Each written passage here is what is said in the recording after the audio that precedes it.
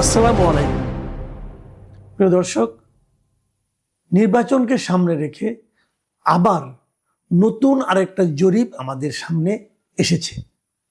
কদিন পরে পরে জরিপ কিন্তু হচ্ছে। গেল মাসে মানে গত ডিসেম্বরের 9 তারিখে এরকম একটা জরিপ নিয়ে বেশ আলোচনা হয়েছিল। সেই জরিপটা করেছিল প্রথম আলোর উদ্যোগে করায়। সেই জরিপটা আসলে করেছিল একটা বেসরকারি গবেষণা প্রতিষ্ঠান কি মেকার্স কনসাল্টিং লিমিটেড।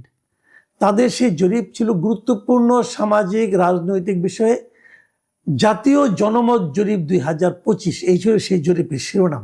ওখানে অনেক খুঁটিনাটি অনেক প্রশ্ন ছিল এবং বেশ মোটামুটি গোছানো টাইপের একটা জরিপ বলে আপাত দৃষ্টিতে মনে হয়েছিল। যদিও সেটা নিয়ে আমার বেশ কিছু প্রশ্ন ছিল এবং সেই প্রশ্নগুলো নিয়ে আমি তখনই সেই দিনই আমি আলোচনাও করেছিলাম এবং আমি বলেছিলাম যে কি কারণে এই জরিপটা আসলে গ্রহণযোগ্য নয়।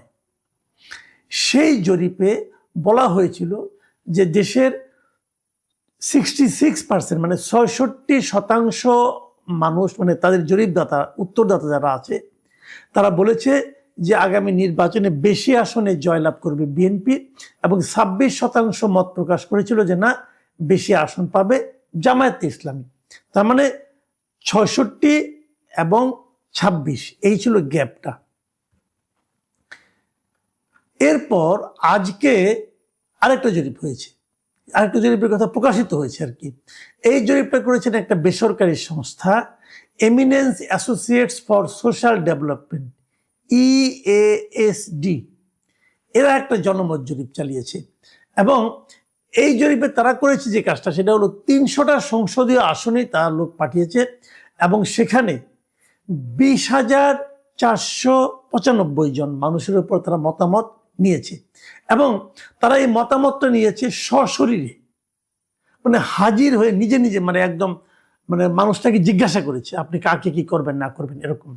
এবং এই জরিপটা চলেছে এই বছরের ডিসেম্বরের 20 তারিখ থেকে জানুয়ারির 1 তারিখ পর্যন্ত, এই সময়সীমার মধ্যেই।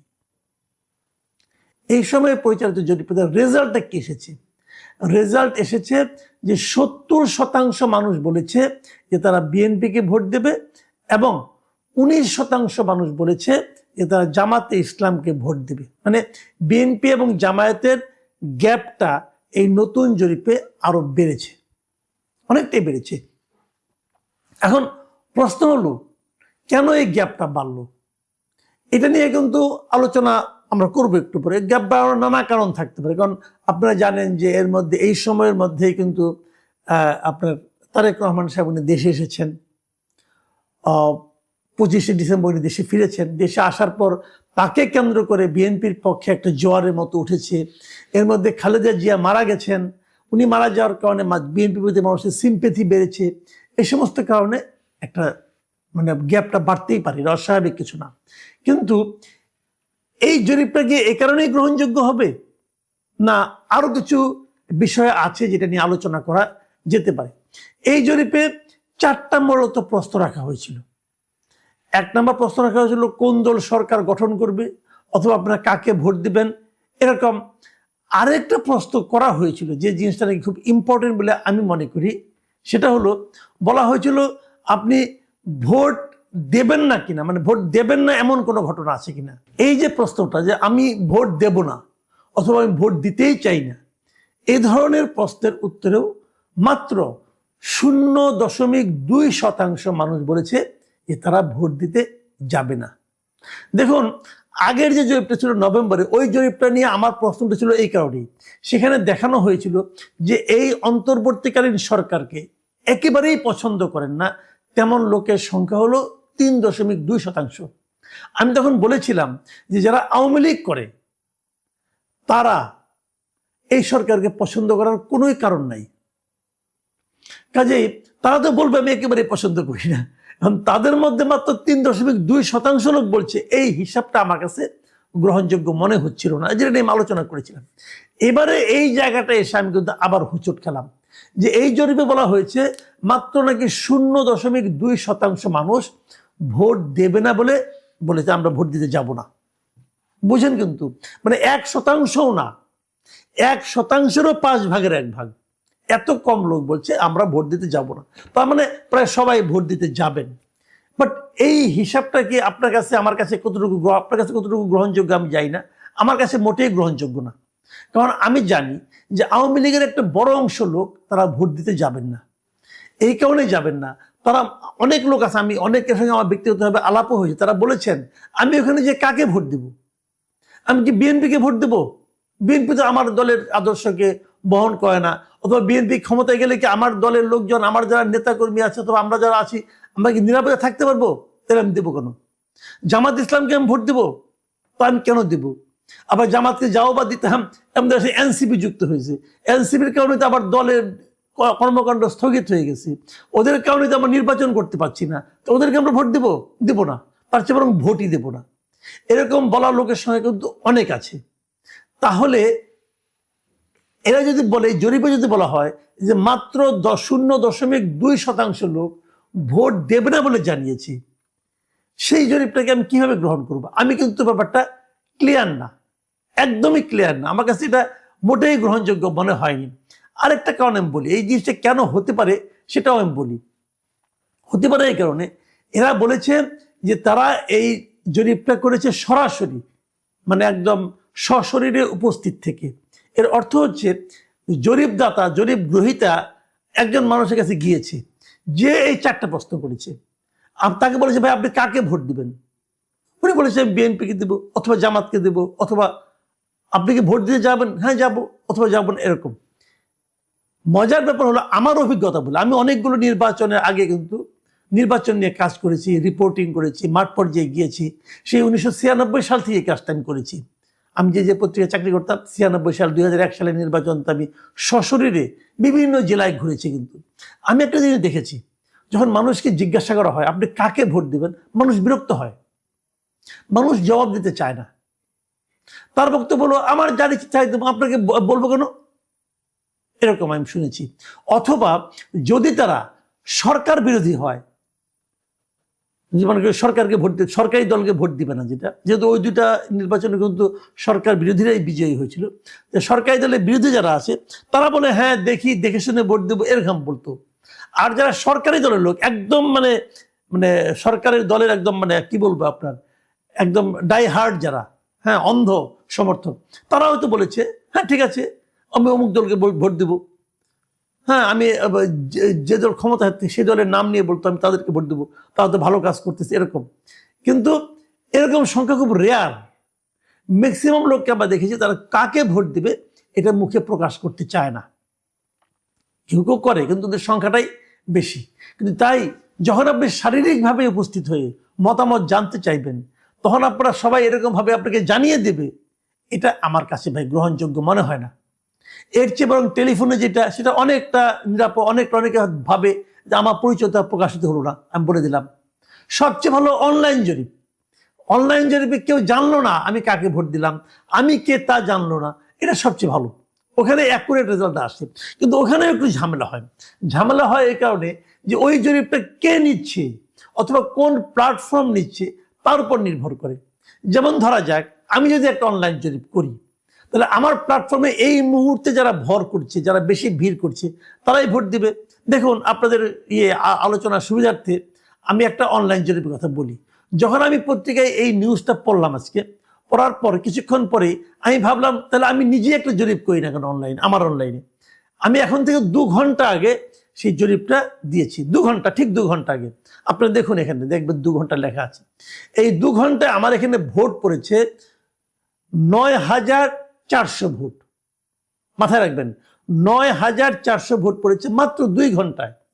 যদি একদিন পরে করি সেটা বেড়ে হয়তো 20-30 হাজার হয়ে যাবে। কিন্তু তো 2 ঘন্টায় আমি কি পেয়েছি এটা আপনাদের একটু আমি বলতে চাই। প্রশ্ন ছিল 12ই ফেব্রুয়ারি নির্বাচনে আপনি কাকে ভোট দিবেন। অপশন ছিল বিএনপি ও তার জোটকে, জামাত ও তার জোটকে, ভোটই দেব না, এখনো ঠিক করিনি। এই ছিল 4টা প্রশ্ন। এর মধ্যে বিএনপি এবং তার জোটকে ভোট দিবে মাত্র 19% লোক। জামাত আর জোটকে ভোট দিতে চেয়েছে মাত্র 22% লোক। আর ভোটই দেব না এমন কথা বলেছে 53% লোক। আর এখনো ঠিক করিনি এটা বলেছে 6% লোক। আসেন এটা আমারটা বিশ্লেষণ করি। তো আমার এখানে এমনটা হলো কেন? দুটো কারণ আমি আমি আমি আমার কারণগুলি ব্যাখ্যা করি। দেখুন, প্রথমত জামায়াতের যে 22% ভোট এসেছে, এটা এসেছে এই কারণে যে জামাত এবং শিবিরের লোকরা এরা অনলাইনে দীর্ঘদিন ধরে খুব অ্যাক্টিভ। তারা মোটামুটি সব অনলাইনেই যাতায়াত করে, দেখে, চেক করে এবং কোনো জরিপ হলে অংশ নেয়।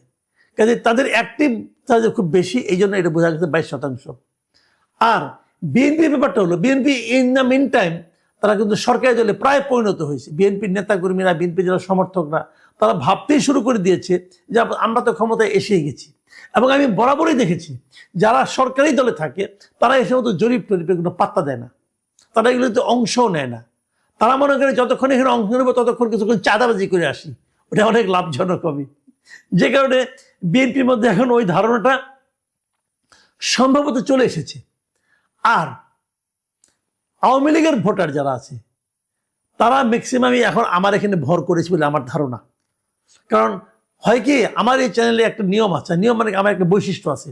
সেই বৈশিষ্ট্যটা হলো আমি সবসময় নিপীড়িতের পক্ষে, মজলুমের পক্ষে এবং এন্টি এস্টাবলিশমেন্ট, মানে সরকারের যে ভুলগুলো আছে সেগুলো নিয়ে বেশি আলোচনা করি।